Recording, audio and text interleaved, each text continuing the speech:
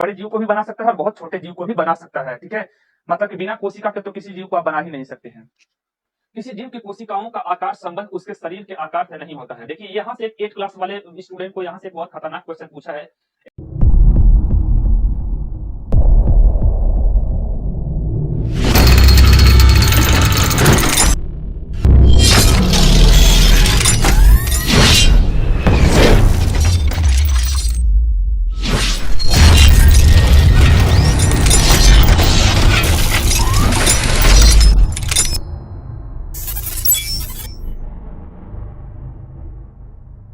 Hello, good morning, नमस्कार दोस्तों, कैसे हो आप सभी। उम्मीद है कि अच्छे होंगे, स्वस्थ होंगे। और हम क्लास 9th की सेकंड पार्ट आपके सामने लेकर के आ गए हैं। और सेकंड पार्ट में अब हम अध्ययन करने जा रहे हैं कोशिका के आगे की बारे में कुछ जानकारी। चलिए अब इस पर स्टार्ट करते हैं कहानी। अब तक हमने अध्ययन किया है कि एक ही जीव में अलग अलग प्रकार की कोशिकाएं पाई जाती हैं। बिल्कुल सही बात है, एक ही जीव में अलग अलग प्रकार की कोशिकाएं पाई जाती हैं। जैसे हमारे हमारे हाथ के अंगों में अलग प्रकार की कोशिकाएं हैं, पेट के अंगों में अलग प्रकार की कोशिकाएं हैं, पैर में अलग प्रकार की कोशिकाएं हैं, जिनका आकार उनके कार्य के अनुसार होता है। मतलब कि कोशिका का जो आकार होता है उनके कार्य के अनुसार ही होता है। अगर बात करें यहाँ पर, जैसे में कुछ एग्जाम्पल्स हम लिए हैं आपको। तंत्रिका कोशिका लगभग अपना आकार स्थिर रखती है। तंत्रिका कोशिका अपना आकार नहीं बदलती है, ठीक है। ब्रेन में अगर कुछ कोशिका होता है तो ब्रेन में सबसे ज्यादा पाया जाने वाला तंत्रिका कोशिका होता है, ये अपना आकार स्थिर रहती है। वैसे ब्रेन में एक और कोशिका होती है, आपको जानकारी के लिए बता दें, ब्रेन में एक और कोशिका होती है जिसका नाम होता है गिलियल कोशिका। गिलियल सेल पाया जाता है। ये थोड़ा बहुत क्या करता है, ये सेल डिवीजन करता है, ठीक है। और सेल डिवीजन करके ही जो है सो क्या करता है, सेल डिवीजन करके ही कभी कभार ये इतना ज्यादा अनवांटेड सेल डिवीजन कर देता है जिससे कि ब्रेन कैंसर वगैरह कुछ हो जाता है, ठीक है। वहीं अगर बात करें कि वहीं पेशीय कोशिकाएं अपना आकार बदलती हैं। पेशीय कोशिका अगर आकार बदलती है तो वे इसलिए आकार बदल पाती हैं क्योंकि उनमें कॉन्टेक्टाइल प्रोटीन्स वगैरह पाया जाता है, ठीक है। प्रोटीन्स और लिपिड के कारण उसकी कोशिकाएं लचीली हो जाती हैं। इसीलिए तो हमारा शरीर में गति हो पाता है, इसीलिए हमारे शरीर में गति हो पाता है, ठीक है। ओके, अब थोड़ा आगे बढ़ते हैं हम, ठीक है।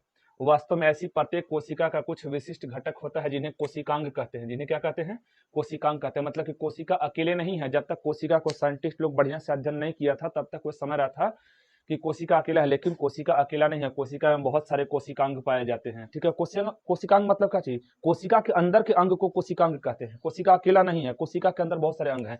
जैसे ईआर हो गया, गोल्जी ऑपरेटस हो गया, माइटोकॉन्ड्रिया हो गया, वैक्यूल्स हो गया, लाइसोसोम हो गया, बहुत सारे अंग पाए जाते हैं। ओके, थोड़ा आगे देखते हैं। आपसी कहता है कि कोशिका में करते हैं, प्रत्येक कोशिका कुछ विशिष्ट मतलब स्पेशल वर्क अर्थात कार्य को करते हैं। एग्जाम्पल के लिए कोशिका में नए पदार्थ का निर्माण करना है तो नए पदार्थ को इन्हीं के द्वारा निर्माण किया जाएगा, कोशिकांगों के द्वारा।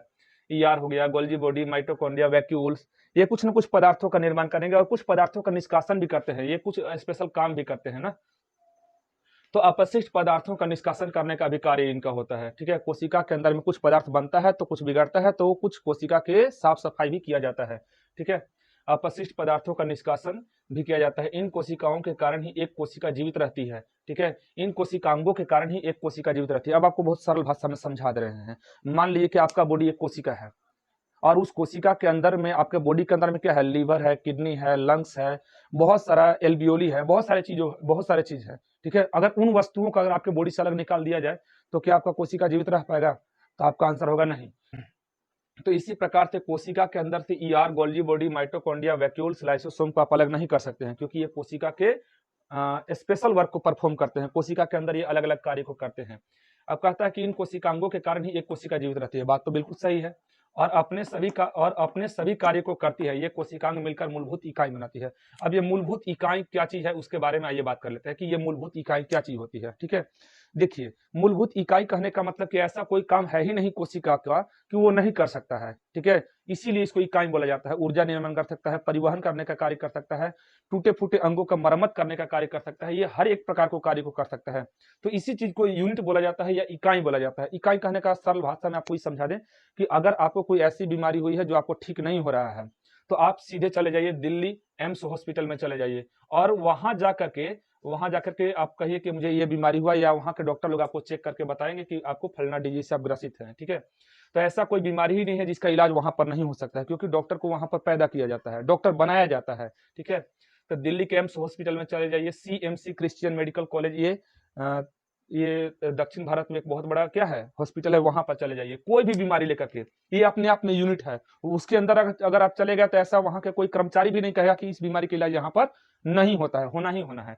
तो वही चीज अपने आप में वो हॉस्पिटल इकाई है, उसी प्रकार से कोशिका अपने आप में एक इकाई है, ठीक है। और इकाई कौन बनाता है, इकाई ये सब सारे अंग मिल करके एक अलग अलग प्रकार के कार्य को करते हैं, हर एक प्रकार को कार्य को करते हैं, इसीलिए इनको इकाई कहा जाता है। पेज नंबर अब हम बढ़ते हैं, पेज नंबर 68 पर कुछ क्वेश्चन है, इंटेक्स क्वेश्चन, इसको ले लिए हैं आपके सामने।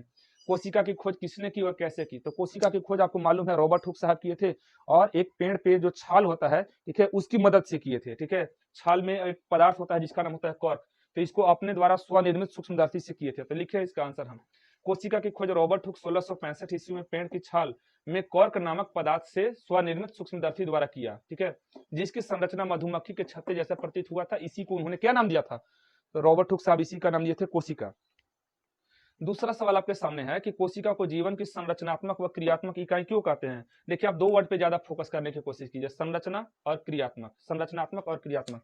संरचनात्मक मतलब कि किसी भी बॉडी का फाउंडेशन देने का काम कौन करता है? संरचना करने का काम कौन करता है? कोशिका करता है। और अभी तो पढ़े थे कि कोशिका विभिन्न अंगों में अलग अलग प्रकार के कार्य को करती है, इसीलिए किसी भी जीवन की संरचनात्मक इकाई, संरचनात्मक और क्रियात्मक इकाई कोशिका को कहा जाता है। इसका आंसर लिखे आपके सामने, देख लीजिए। कोशिका को जीवन की संरचनात्मक व क्रियात्मक इकाई कहा जाता है क्योंकि ये किसी भी सजीव का संरचना अर्थात निर्माण कर सकते हैं, साथ ही साथ शरीर के अंदर होने वाले बहुत से क्रियाओं को कर सकते हैं, क्योंकि कोशिका अपने आप में यूनिट है। अब आपको बात समझ में आई होगी। अगर यहाँ पर देखें तो आपका एक टॉपिक है 5.2, कोशिका किससे बनी होती है, ठीक है, और कोशिका के संरचनात्मक संगठन क्या है। तो अभी हम जान गए थे कि कोशिका के अंदर बहुत सारे कोशिकांग होते हैं। उस सेल ऑर्गेनल्स के बारे में हमको इसी टॉपिक में आगे पढ़ेंगे हम लोग इसके बारे में। लेकिन उससे पहले यहाँ पर टॉपिक में आप ये जान जाइए कि कोशिका किससे बनी होती है और कोशिका के संरचनात्मक संगठन क्या होती है। अगर साधारण सूक्ष्मदर्शी से देखें तो कम से कम आपको हर एक कोशिका में तीन चीज अवश्य दिखाई पड़ेगा, कोशिका झिल्ली, कोशिका द्रव्य और केंद्रक, ये तीन चीज आपको अवश्य दिखाई पड़ेगा, ठीक है। तो यहाँ पर अब आते हैं, सामान्यतः सभी कोशिकाएं कोशिकांगों से मिलकर के बनी होती है। देखिए यहाँ पर लिखा हुआ है कि सामान्यतः सभी कोशिकाएं कोशिकांगों से मिलकर के बने होते हैं, मतलब उसमें सेल ऑर्गेनल्स पाया जाता है। परंतु कोशिकाओं में मूल रूप से तीन घटक अवश्य आपको दिखाई देंगे, ठीक है, दिखाई देंगे। पहला कौन कौन सा? कोशिका झिल्ली, कोशिका द्रव्य और केंद्रक। ये तीन आपको तभी दिखाई पड़ेगा जब आप क्या कीजिएगा, जब आप इलेक्ट्रॉन माइक्रोस्कोप का प्रयोग कीजिएगा। 1940 ईस्वी में इसका खोज हुआ था। इलेक्ट्रॉन माइक्रोस्कोप का जो खोज हुआ था वो 1940 ईस्वी में हुआ था। तो इलेक्ट्रॉन माइक्रोस्कोप से अगर देखिएगा तो ये तीनों चीज आपको दिखाई पड़ेगा, ठीक है। अब हम लोग देखते हैं सबसे पहला कोशिका झिल्ली क्या होता है। तो आप जानते हैं कि कोशिका झिल्ली क्या होता है, यह कोशिका का सबसे बाहरी परत होता है। जैसे अगर आप मार्केट जाते हैं तो कुछ पानी लेकर के जाते हैं, उसमें आलू, बैगन, गोभी, टमाटर डालते हैं, तो झिल्ली क्या है, ठीक है। वो जो आप झिल्ली लेकर के जा रहे हैं, वही समझ लीजिए कि वही कोशिका झिल्ली है। उसके अंदर आप डालने वाले पदार्थ क्या क्या है? बैगन, आलू, टमाटर, गोभी जो भी डाले वो लाइसोसोम, ईआर, प्लास्टिड सब उसके अंदर बंद रहता है। बस वैसी ही बातें यहाँ पर भी है।